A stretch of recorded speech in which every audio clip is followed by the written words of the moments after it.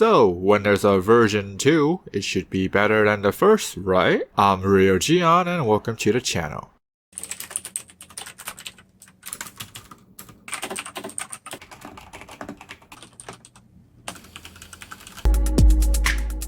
Okay, so if you happen to stumble upon this keyboard in like a Craigslist or an OfferUp or some kind of secondhand market because you want to buy this keyboard for pennies on dollar, then the old version of the Cooler Master circle next to the Windows button on the right, version 2 will just have it listed as like function button, so like an FN, that's when you'll see that. Besides that, the old version uses thin ABS keycaps and the new version uses double shot ABS keycaps, I believe so. When it comes to inspecting the keyboard, another obvious way to tell is the logo on the switch. The old version will say Gateron on the switch. If you're looking for the old version in the second-hand market, those are the things that I would look for. Anyways, going back to the new version, the front is pretty much the same, which is good because a lot of people like the front of the old version, and I do too. You get a standard layout, so it's easy to find aftermarket keycaps for. You get media controls bound to the F keys, which is fine for me, but others that wanted a dedicated media key will have to look elsewhere. This has the floating key design, so it's easier to clean the keyboard, which is nice. Since this is RGB, you can turn off the lights and hopefully the keyboard will fly under the radar. If you still want to use the blue switches, make sure your coworkers know about this. Overall, I think the look is great, which is why they didn't change much for the new version.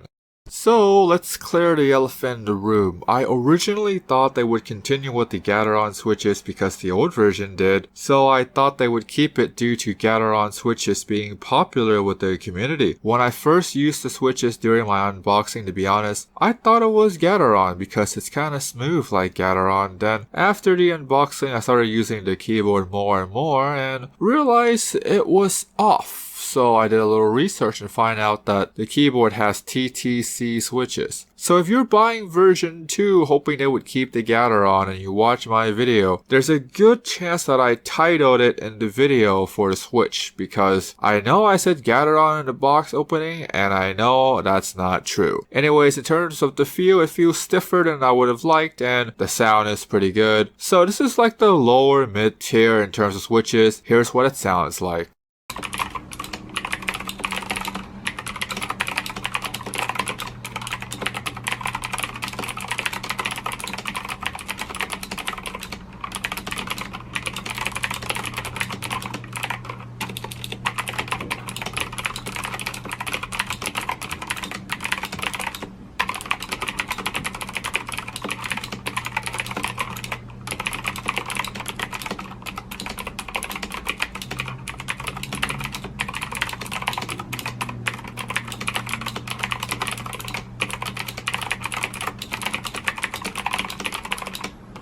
This keyboard uses the cherry stabilizer, which is nice because it's easier to take out longer keycaps. For those that like the crisp feeling of Cold-Star stabilizer, you guys might want to skip this one.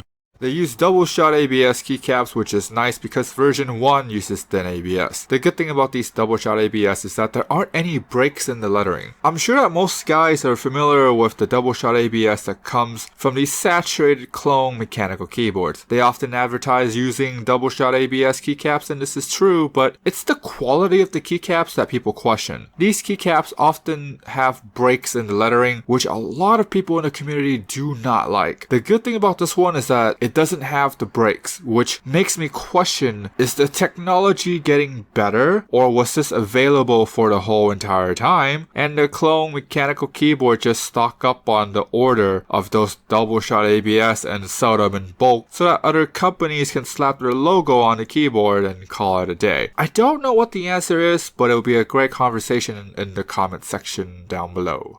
Unlike the version 1, this one includes the wrist rest, it's not magnetic, there aren't any hooks, and there's no lighting. But this has a soft foam and it's big enough for my hands to feel comfortable when using it. There's the Cooler Master logo on the right and the material on the top is similar to that of a mouse pad. I actually try to use my mouse on it and it tracks pretty well. To be honest, this feels like an aftermarket wrist rest that you would find at a Staples or something like that, which is fine because they're giving people more value for the money, but some might think they're just doing this to make up for not having Gateron switches, which could also be true. The flip-up feet does have rubber on them, which is nice because the keyboard will be planted at both angles. The feet also act as a rubber pad when placed down, which is nice. I think all keyboard makers should do this. Besides that, the back's pretty plain, the cable is rubber and USB tip is silver, so I think most people in the community likes this combination. So, I have to pull you guys out of like the regular sort of structure and how the video is being made. Because for some reason, after the update for the software, I was gonna make a software video, but after an update, it doesn't work. I don't know why. It keeps saying there is no compatible keyboard with the software, even though I plugged this in. I checked the website, make sure that it is there, and the lighting just doesn't work. Which is why in the beginning, during the intro, you can obviously see that I didn't have the RGB lights, because normally keyboards with RGB, I often film them in the dark with the RGB shine, so that's how you can obviously tell it's an RGB keyboard or a 7-color keyboard, or just somehow like show off the lighting aspect of the keyboard. But this is obviously not the case, because for some reason the software just refused to work. I don't know why, but I actually looked it up on Reddit and there are a handful of people experiencing the same thing. But the sad part is that I can't keep the keyboard long enough to find out why. So hopefully in the future the software is fixed, but during my time with the software before the update, it was brilliant. Like, it was a beautiful software. You have layers and zones. So to make a long story short, if you want the whole keyboard to have like a bunch of effects, you can. But let's say if you only want this to have wave and this to be static and this to be reactive, like, you can do that in zones. So that's really good. There's a whole bunch of lighting effects too. That's also good. You can macro every single key, which is pretty standard for these kind of premium keyboards. But sadly, the software doesn't work after the update. I don't know why. So hopefully they fix this in the future, because I am not alone. As the making of this video, there's other people experiencing it as well. So hopefully they fix it. If they do, that's great. I would highly recommend this keyboard. But as of now, I don't, because I want you guys to wait to see if like they fix it, and then yeah.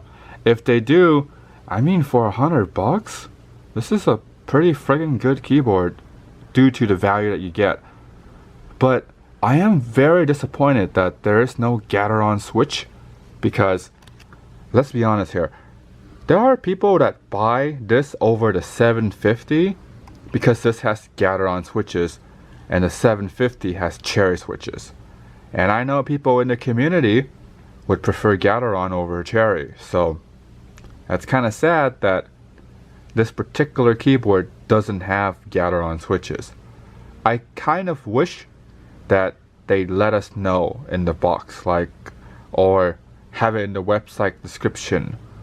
Yeah, most likely if you're buying items now, you're gonna buy them online, so hopefully they state that somewhere in the description that this does not have Gateron switches, or else it's gonna be a little bit misleading.